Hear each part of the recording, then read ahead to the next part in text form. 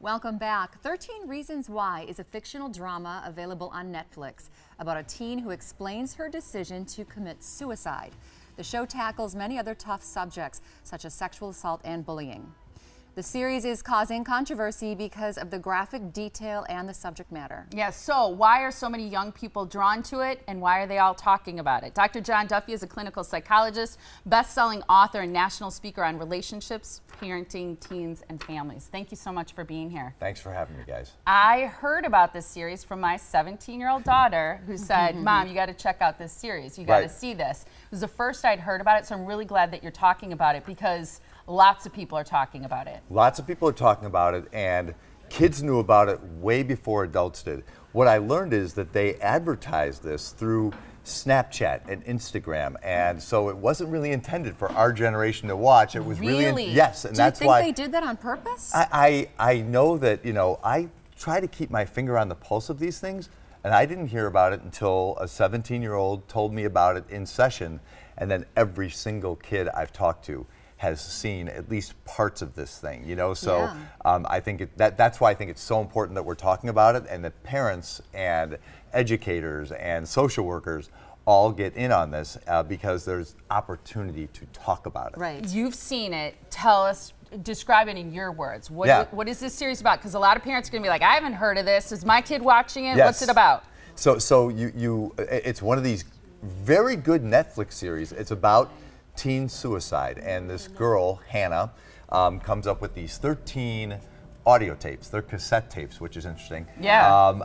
And effectively blaming different classmates for the reasons that she is drawn toward suicide, which, by the way, just parenthetically, but importantly, is misinformation. This is not typically how it goes. It's usually, I feel like, a toxin in your lives, not the other way around. So that's the first point of misinformation that I think is important that people recognize. This is true. Yes. People who are familiar with the subject of suicide know that the person who kills himself very often feels like they're unburdening the people in their life, that they have this psychological pain that they can no longer manage, and they'll say, I'm no good to you anymore. It's generally not about blaming someone. It makes for a very tantalizing plot, but it's not reality. It's not reality. Right. See, now I learned about it from my 20-year-old son, and he was home for a few days, and we binge watch it. So I saw the whole thing.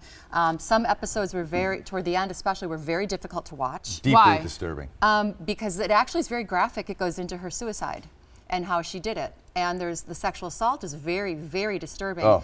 But one thing I had heard about the show too was that the way they're approaching it is almost like, look, here's what you did to me, my revenge on you. Here's my revenge on you. Yes. And that's not a good way to approach it. It really isn't. Vengeance is not what typically happens. So what I worry about with this show is I think a lot of kids are very resilient and not particularly suggestible.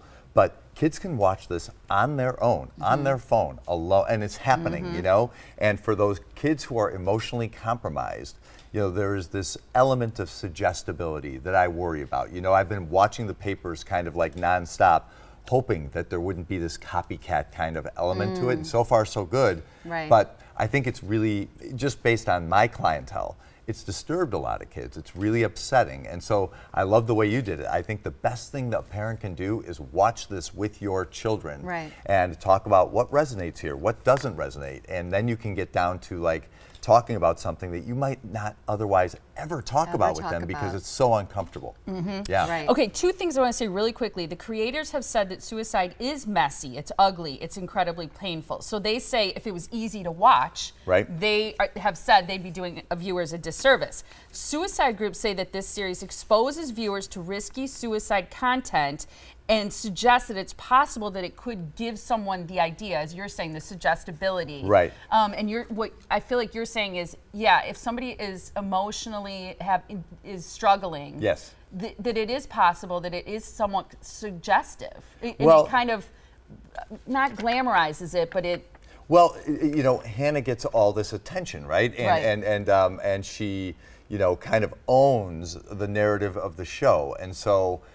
For the first time in my professional career, that suggestion is out there that, you know, this can garner you a great deal of attention, you know what I mean? And the message is not a positive one, you know, and typically not what drives kids, and that's what it's important to know, and that's why it's so important as parents to talk about it. It was a very good talk. One other thing they address a lot, I think, is alcohol abuse. Right. And these kids doing way too much drinking and partying. It's these fringe elements: alcohol abuse, sexual abuse. Some of the elements that aren't just suicide, the partying that takes place. Opens all sorts of doors for parents. As a final thought, because we ran out of time, are you suggesting parents should tell their kids they can't watch it? No.